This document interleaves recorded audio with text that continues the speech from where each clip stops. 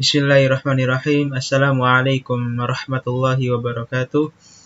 Alhamdulillahilladzi hadana lihada wa ma kunna linahtadiya laula an hadanallah. Wassalatu wassalamu ala rasulillahi amma ba'd. Perkenalkan, nama saya Lutfi Hakiki dari Universitas Muhammadiyah Tangerang, Fakultas Agama Islam, Prodi Pendidikan Bahasa Arab, semester 3A. Di sini saya akan menjelaskan tentang matkul pendidikan agama Islam di bab pertama, pandangan Islam terhadap manusia, pengetahuan dalam Islam, perbedaan antara filsafat, ilmu, dan teknik pendidikan Islam. Dan bab 1 ini terkait ada beberapa penjelasan mengenai bab pertama, yaitu yang pertama ada latar belakang pemikiran, yang kedua ada pandangan Islam terhadap manusia, terus selanjutnya ada pengetahuan dalam Islam, perbedaan antara filsafat, ilmu, dan teknik pendidikan Islam, yang terakhir itu ada rangkuman. Kita masuk ke pembahasan pertama, yaitu latar belakang. Mengapa kita harus mempelajari pendidikan agama Islam ini, pendidikan agama Islam. Latar belakang pemikiran. Manusia diciptakan oleh Allah bertujuan untuk beribadah kepada Allah semata. Dalam firman-Nya, "Wa ma khalaqtul jinna wal insa illa liya'budun." Surat Ad-Dzariyat ayat 56. Artinya, dan aku tidak menciptakan jin dan manusia melainkan supaya mereka menyembahku. Lalu, manusia di muka bumi ini adalah makhluk yang diciptakan dengan rupa yang sempurna. Dengan rupa yang sempurna dibandingkan dengan makhluk-makhluk yang lain seperti jin dan hewan-hewan serta tumbuhan. Lalu, manusia juga diamanahkan oleh Allah untuk menjadi khalifah di muka bumi ini, gitu.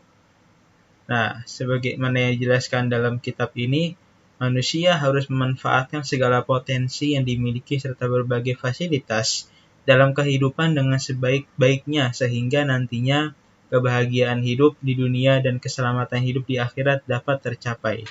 Seperti firman Allah Subhanahu wa taala, "Fa'aqim wajhaka lid-dini hanifa fitratallahi allati fataran nasa 'alaiha la tabdila li khalqillah dzalikad dinul qayyim walakinna aktsaran nasi la ya'lamun." Yang berarti, maka hadapkanlah wajahmu dengan lurus kepada agama Allah, tetaplah atas fitrah Allah yang telah menciptakan manusia menurut fitrah itu. Tidak ada perubahan pada fitrah Allah, itulah agama yang lurus, tetapi kebanyakan manusia tidak mengetahui. Gitu. Eksistensi bahwasannya manusia ini sebagai khalifah di muka bumi Allah ini, eksistensinya adalah lewat proses pendidikan Islam, ya. Jadi lewat proses pendidikan Islam ini manusia dibimbing dan diajarkan tentang bagaimana atau tentang berbagai pengetahuan atau ilmu yang harus dipahami dan diimplementasikan oleh manusia dalam kehidupan, ya. Dan juga pendidikan ini bermakna untuk mampu menjalankan perannya dengan baik dalam kehidupan di dunia ini sebagai khalifah Allah, ya. Di sini ada perkataan Hasan Al-Basri mengemukakan bahwa apabila dibicarakan soal ilmu pendidikan Islam, karena Islam sebagai agama yang tertulis dalam kitab suci Al-Quran dan As-Sunnah, ilmu pendidikan Islam adalah kumpulan pengetahuan yang bersumber dari Al-Quran dan As-Sunnah yang dijadikan landasan kependidikan secara aplikatif. Pendidikan Islam artinya mentransformasikan nilai-nilai Islam terhadap anak didik dan lingkungan sekolah, lingkungan keluarga, dan masyarakat. Ilmu pendidikan Islam adalah akumulasi pengetahuan dan yang bersumber dari Al-Quran dan As-Sunnah yang diajarkan, dibinakan, dan dibimbingkan kepada manusia sebagai peserta didik dengan menerapkan metode dan pendekatan Islami yang bertujuan membentuk peserta didik dan berkepribadian Muslim. Jadi pentingnya kita mempelajari pendidikan Islam ini adalah sebagai eksistensi sebagai eksistensi manusia untuk menjadi khalifah Allah di muka bumi ini, menjadi khalifah yang baik gitu ya, menjadi pemimpin yang baik, karena setiap manusia itu diciptakan di muka bumi ini sebagai pemimpin, bahkan paling minimal ia adalah memimpin dirinya sendiri. Lalu kita masuk pembahasan kedua, itu pandangan Islam terhadap manusia. Pengertian manusia.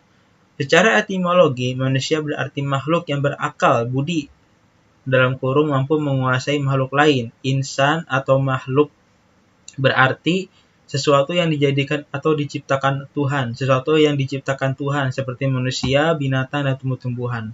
Makna pengertian manusia secara bahasa ini memberikan pemahaman bahwa manusia adalah makhluk yang diciptakan oleh Allah yang diberikan kelebihan akal, sehingga adanya akal tersebut memungkinkan baginya untuk menguasai makhluk yang lain seperti binatang dan tumbuh-tumbuhan. Nah, secara terminologi nih, pengertian manusia itu ada beberapa ahli yang mengatakan secara istilah pengertian manusia menurut sastra prateja, manusia adalah makhluk historis. Hakikat manusia sendiri adalah suatu sejarah, suatu peristiwa yang bukan semata-mata datum, tanggal, hari, bulan. Hakikat manusia hanya dapat dilihat dalam perjalanan sejarah, yaitu sejarah perjalanan manusia. Sastra prateja lebih lanjut mengatakan bahwa apa yang diperoleh dari pengamatan kita atas pengalaman manusia adalah suatu rangkaian dorongan-dorongan dan orientasi yang tetap dimiliki manusia.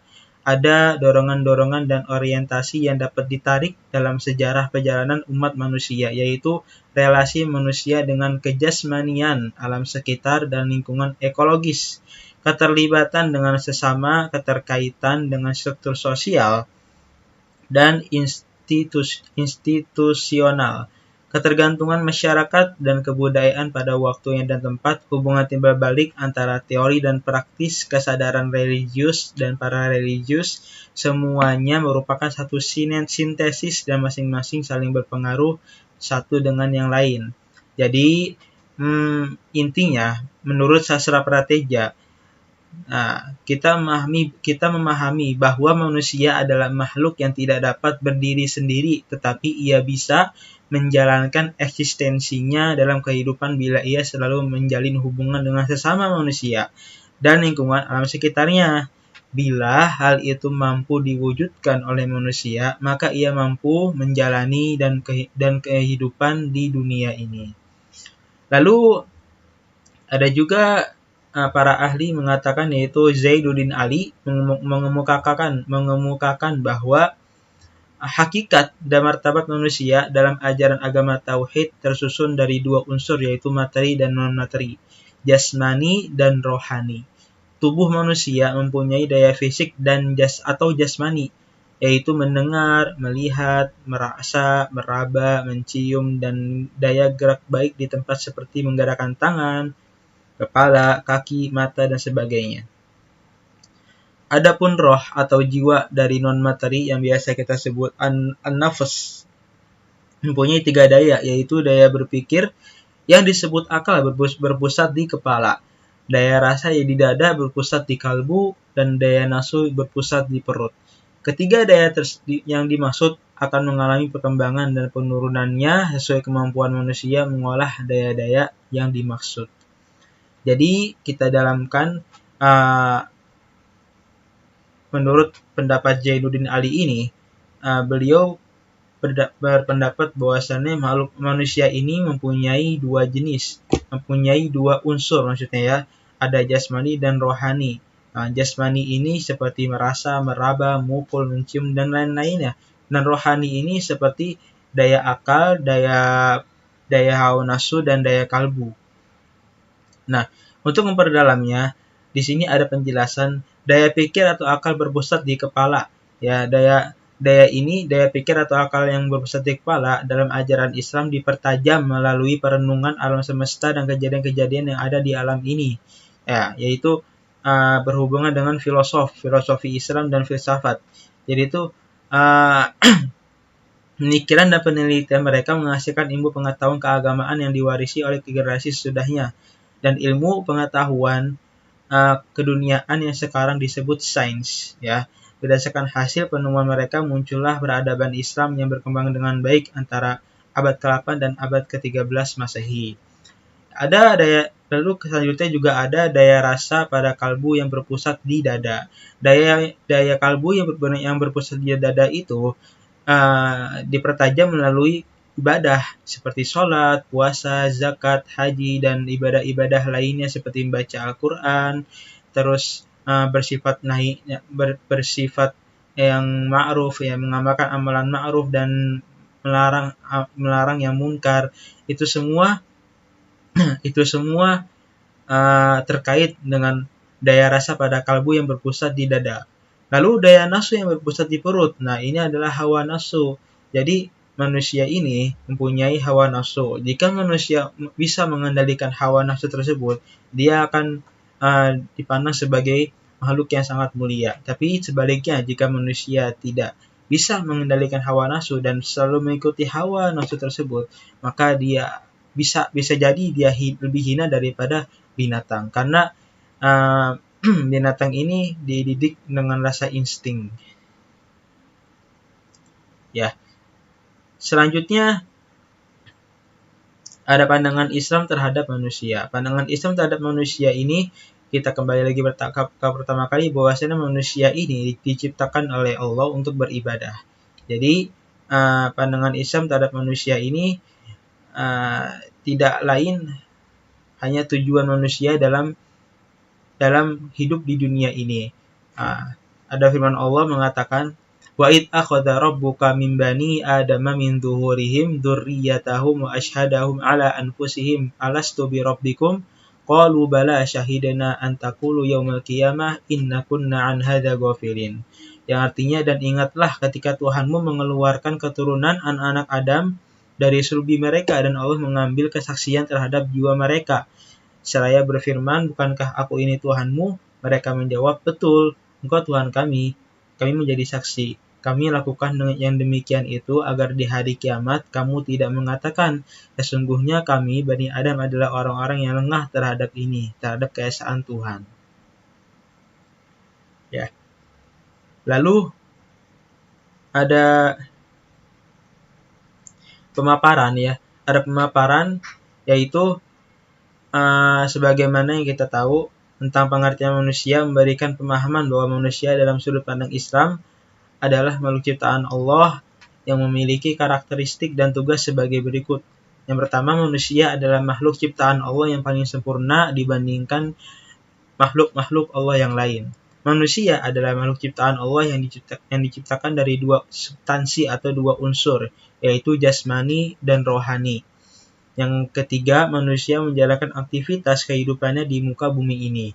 Lalu manusia menjadi khalifah Allah di muka bumi ini, di mana dengan posisinya tersebut ia diwajibkan menjalankan seluruh aktivitas dalam kehidupan ini sesuai dengan aturan yang telah Allah tentukan.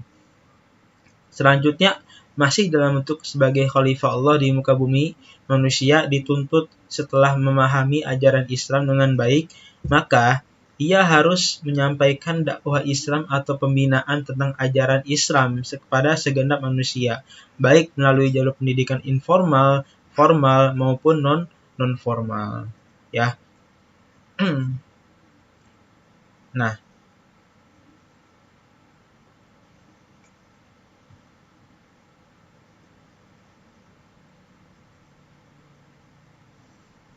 selanjutnya, menurut Habibuna Quraish Shihab menjadikan sumber daya yang ada pada diri manusia menjadi 4, ya, yaitu ada sumber daya pada diri manusia ada 4 menurut Quraish Shihab. Yang pertama itu ada daya tubuh yang mengantarkan manusia berkekuatan fisik, berfungsi, organ tubuh dan panca indera berasal dari daya ini. Yang kedua ada daya hidup yang menjadikan manusia memiliki kemampuan mengembangkan dan menyesuaikan diri dengan lingkungannya serta mempertahankan hidup dalam menghadapi segala tantangan. Yang ketiga ada daya akal yang memungkinkan manusia memiliki ilmu pengetahuan dan teknologi. Yang keempat ada daya kalbu yang memungkinkan manusia bermoral, merasakan keindahan, kelezatan iman dan kehadiran Tuhan. Ya. Selanjutnya ada pengetahuan dalam Islam. Jadi pengetahuan dalam Islam ini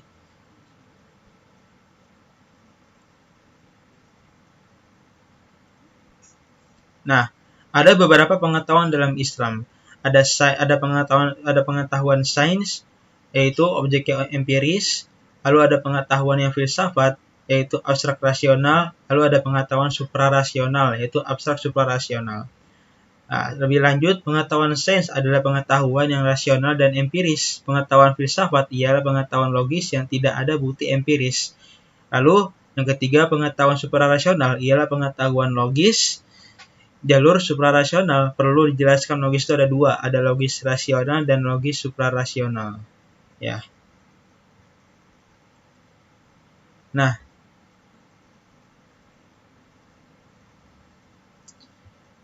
untuk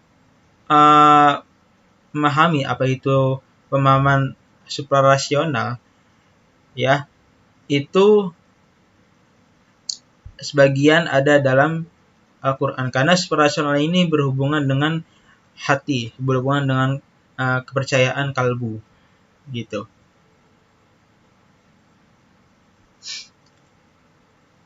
Lalu selanjutnya, perbedaan antara filsafat, ilmu, dan teknik pendidikan Islam.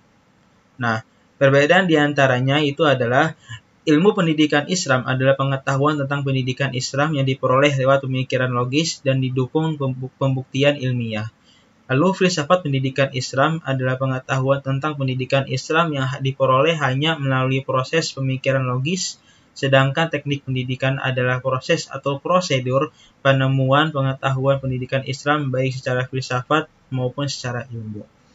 Sekian dari saya, kafani kalami hadza, fasubiqul khairat. Tsumma syukron ala istimamikum. Wassalamualaikum warahmatullahi wabarakatuh.